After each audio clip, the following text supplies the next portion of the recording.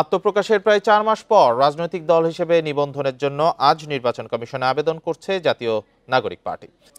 এ বিষয়ে আরো জানাতে আগারগাঁওয়ের নির্বাচন কমিশন ভবন থেকে যোগ দিয়েছেন সহকর্মী শাহাদাত স্বপন।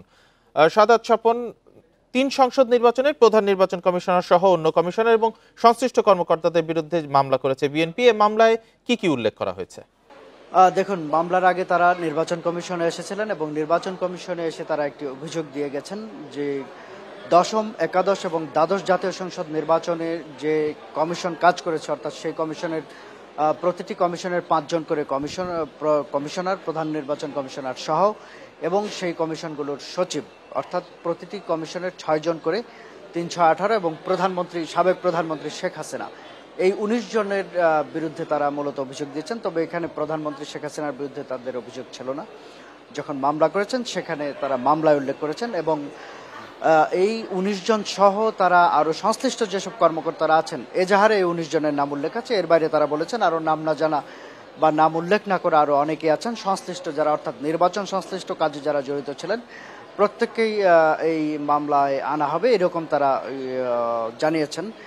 তো মামলায় বিস্তারিত তারা যেটি জানিয়েছেন, মূলত যে দশম, একাদশ এবং দ্বাদশ জাতীয় সংসদ নির্বাচনে তারা বলেছেন যে সেই নির্বাচনগুলি সঠিকভাবে হয়নি এবং সেই নির্বাচনগুলিতে ব্যাপক অনিয়মের অভিযোগ তারা এনেছেন এবং সেই অনিয়মের পরিপ্রেক্ষিতে তারা এইটির প্রতিবিধানের জন্য মূলত এবং যারা এটার জন্য দায়ী তাদের বিচারের আওতায় আনার জন্যই মূলত এই মামলাটি করা হয়েছে। আরেকটি বিষয় জানতে চাই যে নিবন্ধনের শেষ দিন আজ, সেক্ষেত্রে এনসিপি আবেদন করবে একটু পরে, এছাড়া অন্য কোনো দল আবেদন করেছে কিনা বা করবে কিনা?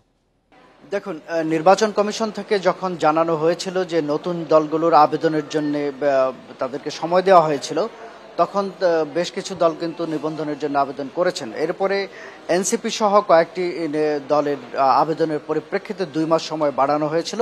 সেই 2 মাস সময় আজকে শেষ হতে যাচ্ছে।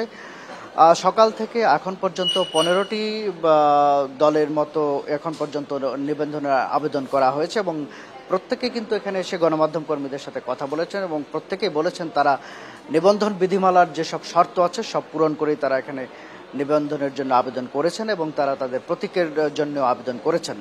তো আমরা যতটুকু জানি যে আজকে বেলা 3টায় এখানে এনসিপি, নতুন যে দলটি গঠিত হয়েছে, এনসিপির পক্ষ থেকে তাদের নিবন্ধনের আবেদন করা হবে। পাশাপাশি এনসিপির সাথে আরো বেশ কয়েকটি দলও কিন্তু নিবন্ধনের জন্য আবেদন করবেন। আমরা যতটুকু জেনেছি এখন পর্যন্ত আজকের দিনের বাদে প্রায় 100টি মতো দলের নিবন্ধন আবেদন পড়েছে, যদিও এই বিষয়ে সুনির্দিষ্ট কোনো তথ্য নির্বাচন কমিশন থেকে জানানো হয়নি, এটি ধারণা করা হচ্ছে।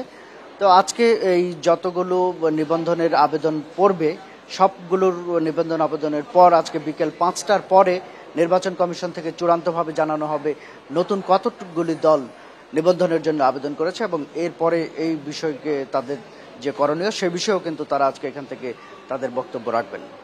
ধন্যবাদ আপনাকে। আগারগাঁওয়ের নির্বাচন কমিশন ভবন থেকে জানাচ্ছিলেন সহকর্মী শাহাদাত স্বপন।